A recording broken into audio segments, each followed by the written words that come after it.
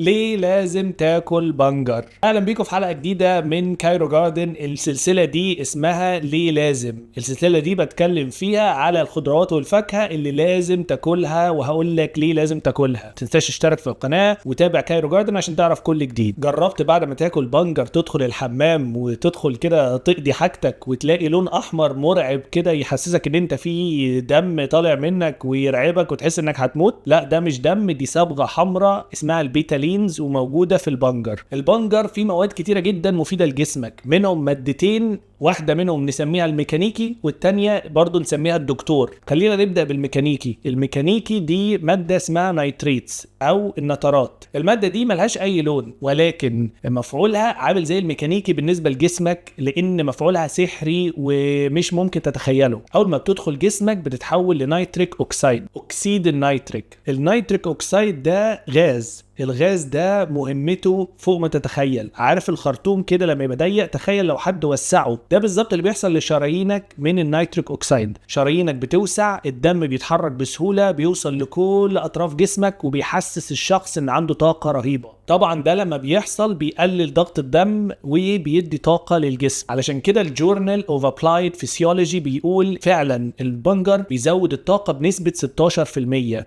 وما تستغربش لو شفت في الاولمبيات اللي فاتت او في اي منافسة قوية جدا اللاعب بيشرب عصير زي عصير بنجر قبل البطولة على طول، او قبل ما يجري، او قبل ما يعمل حاجة فيها مجهود بدني، لان دي عبارة عن منشطات طبيعية. انت متخيل؟ يعني تقدر تجري، ترفع اوزان، تعمل حاجات كتيرة جدا من غير ما تبدأ تنهج. تعال بقى للون الاحمر اللي هو البيتالين. ده مش مجرد لون او صبغة بتستخدمه عشان تغير اللون بتاع الليفت ويبقى لون احمر شوية كده في المخلل. تحفة صح؟ البيتالين ده مادة مضادة للاكسدة، ومهمتها فوق ما تتخيل في ان هي تحافظ على الجسم، بتقلل الالتهابات وبتنظف الكبد. زي ما في دراسة في ريدوكس بيولوجي اثبتت ان ماده البيتالين دي بتقلل الاكسده، مضاد للاكسده في الجسم. ده غير ان هي بتحمل دي ان ايه من التلف. يعني اللون الاحمر ده ممكن يحافظ لك على الدي ان ايه بتاعك. يعني المادتين دول لما بيجتمعوا مع بعض، النترات والبيتالين، بيدولك انتعاشه فوق ما تتخيل، احسن من 5 كوبايات قهوه. يعني النترات بتوصل الدم بسرعة للمخ عشان التركيز، ويجي بعد كده البيتالين يحمي المخ من الخلايا المخ من العجز ومن الالتهابات. طبعا بالنسبة لأكله أنا يعني جايب لك خبر وحش وخبر حلو. الخبر الوحش إن أنت لما بتسلقه النترات كلها أو معظمها بيضيع، ودرجات الحرارة العالية بتضيع البيتالين. فيعني على الرغم من أن أنا حزين إن أقول لك الخبر ده، الحل الوحيد إنك تضربه في الخلاط ني. هتضربه في الخلاط، عايز تحسن طعمه حط معاه شوية فراولة ولا حاجة كده يبقى طعمه حلو، وتشربه كده انت محافظ على المواد دي اللي هتفيدك. ولو مصر انك تسلقه، ودي الطريقة اللي معظم الناس بتاكله بيها، وعايز تحط عليه شوية ملح والكلام ده، اديله نص سلقة في البخار بس مش في مية، وتسلقه لغاية لما كل المواد المفيدة فيه تضيع. اتمنى كده يكون واضح بالنسبة لك كل الفوائد اللي ممكن تاخدها من البنجر. دي كايرو جاردن، ودي اول حلقة من ليه لازم تاكل. قول لي ايه احسن طريقة بتاكل بيها البنجر حاليا، ومش عشان قلت لك تضربه في الخلاط تقول لي انا